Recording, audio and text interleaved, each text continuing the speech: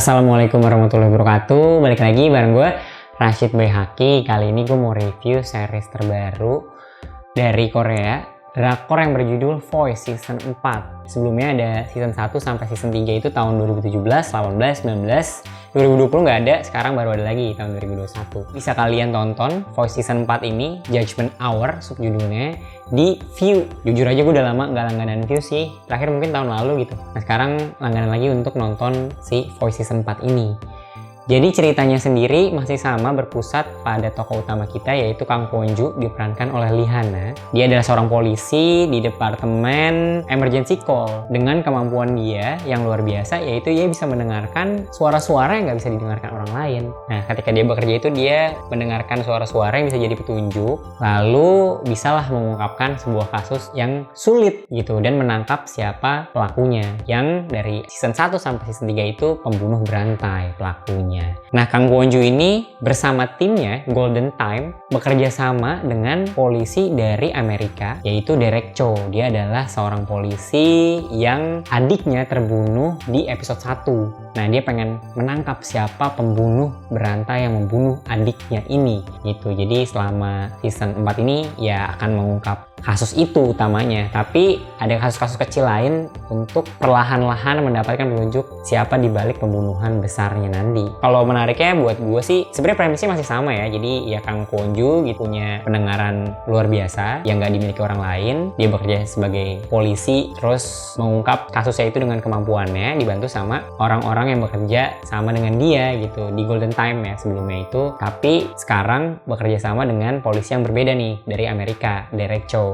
Nah, yang menarik adalah selain bekerja sama dengan orang yang baru, dia juga harus melawan musuhnya, pembunuh berantainya ini yang punya kemampuan yang sama kayak dia. Punya pendengaran yang luar biasa lah. Jadi ini saling adu kekuatan kayak superhero lawan musuhnya. Pasti kan punya kemampuan juga nih gitu. Jadi cukup menegangkan sih. Dan juga si Kang Kwon-ju ini sebenarnya masih berduka hatinya gitu karena kehilangan partnernya dia gitu di season 3 itu kan. Ya dia masih mengalami post traumatic stress disorder itu. Jadi belum bisa berdamai lah dengan perasaannya dia yang sedih sangat dalam gitu. Dan juga menurut gue yang perlu di-mention juga yaitu tokoh-tokoh lain yang di kasusnya ini itu ada kasus kecil yang cuma selesai di situ aja gitu ya, 2 episode itu, episode 2 dan 3 itu orang-orang yang terlibat itu bagus-bagus sih, emang bener-bener pemain gitu ya, bisa main. Itu yang perlu dicontoh sama series di Indonesia ataupun film di Indonesia karena pemeran-pemeran pendukung itu sangat mendukung si ceritanya gitu. Tokoh ibu yang sangat kehilangan anaknya, terus ada vlogger yang memanfaatkan situasi, terus juga orang-orang yang terlibat di situ gitu. Itu bener-bener bisa mendukung si cerita secara utuh dan solid gitu karakternya. Secara teknis menurut gue ini emang dari season 1 sampai season 4 ini, season 4 itu makin terasa banget teknisnya makin bagus secara gambar, sinematografi.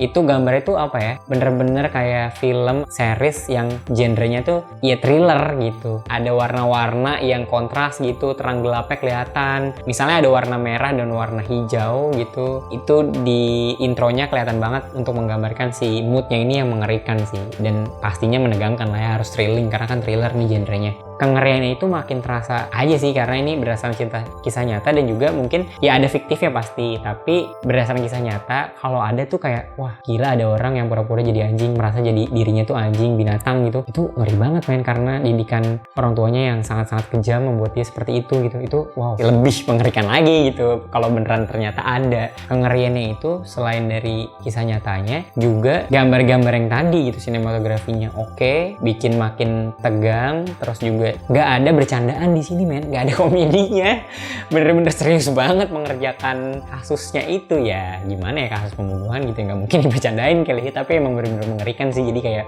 nggak ada momen-momen bercanda, kengeriannya tuh terasa. Dan juga ketika pembunuhan itu kan bener-bener ada senjata tajam yang dipukul-pukul apa ya, disambet gitu men, kayak kapak gitu, dan darah-darahnya banyak. Itu diliatin walaupun sebenarnya udah disensor ya di View gitu, jadi aman untuk kalian yang nggak nggak kuat melihat hal-hal yang mengerikan gitu ya, sebenarnya udah difilter cukup lah ya. Dan kurangnya karena mungkin masih episode awal kali ya itu kurang tegang sih. Jadi nggak setegang film atau series thriller. Emang kalau makin akhir kasusnya tuh biasanya makin tegang gitu, makin terasa anjir awas jangan sampai kebunuh, jangan sampai mati nih gitu.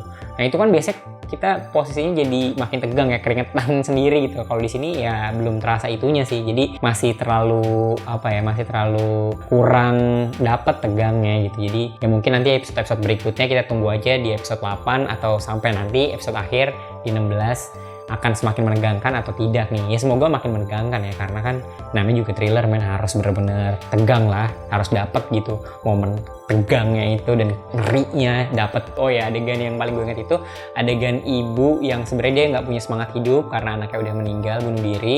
Ya dia pengen mengucapkan kalimat terakhir ke anaknya gitu. Dan dia juga sebenarnya pengen bunuh diri, tapi perjalanan kasusnya dia membuat dia disemangati lah sama si Kang Kwon Joo dan Director ini untuk tetap hidup. Dan itu di akhir diomongin lagi dan wah kerasa banget sih. Sebelum itu kejadiannya lebih heartwarming lagi, drama banget karena diselamatkan sama anjing yang membuat dia tetap untuk berjuang dan semangat hidup. Itu si anjingnya tuh aduh lovable banget lah gitu.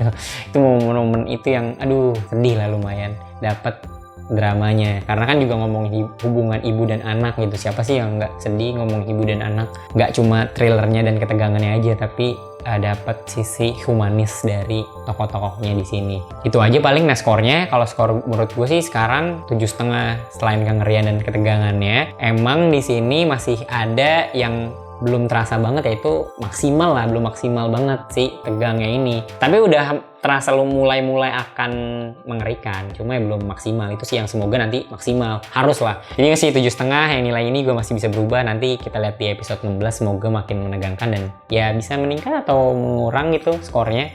Mungkin kalian punya penilaian sendiri, bisa kalian tulis juga di bawah ini komentar-komentar kalian ya. Anabel terserah kalian juga bisa. Nah begitu aja.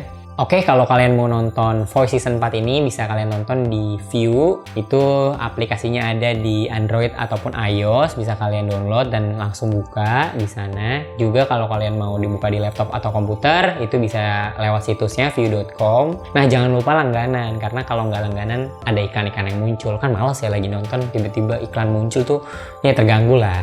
Nah, selain kalian mau nonton season 4, ada juga season sebelumnya nih 1-3. Jadi kalau kalian mau full gitu selama weekend, selama seminggu, terserah kalian lah mau habisin dari season 1 sampai season 4 langsung, bisa banget di sini. Terus juga ada konten-konten menarik lainnya lah, series ataupun film di Viu. Jadi sayang kalau nggak langganan. Terima kasih, jangan lupa komentar, jangan lupa juga subscribe dan nyalakan notifikasinya. Join Discord kita juga udah ada di bawah. Jadi langsung saja diskusinya lebih lanjut di sana. Terima kasih.